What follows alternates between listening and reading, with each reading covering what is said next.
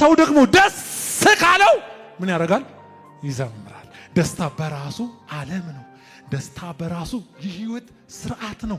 ደስታ በራሱ አንተ ፕሮሰስ የማታረገው፣ አንተ እጅን የማታስገባበት፣ አንተ ዘለ የምትገባበት እንጂ የምትወጣውጠው አይደለም።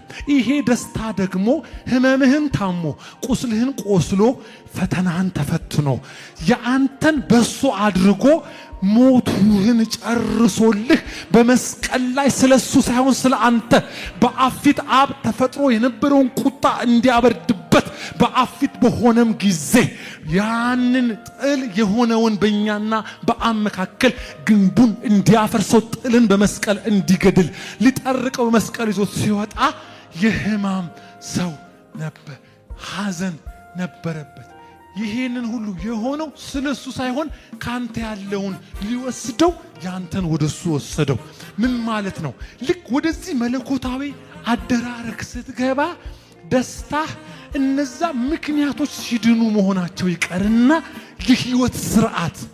ለዚህ ነው መጽሐፍ የእግዚአብሔር መንግስት መብል ወይም መጠጥ አይደለችም። ምንድናት? እሺ በመንፈስ ቅዱስ የሆነ ምንድናት?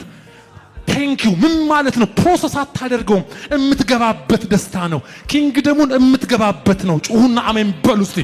ይሄን ደስታ የተከለከለን ሰው በጸሎት አንስቴዥያ ነው የምንሰጣችሁ፣ ማገገሚያ ነው እንጂ የምትወስዱት ስቃ አትቀርም። ለዚህ ነው ይሄ ደስታ ዘወር ማለት ነው።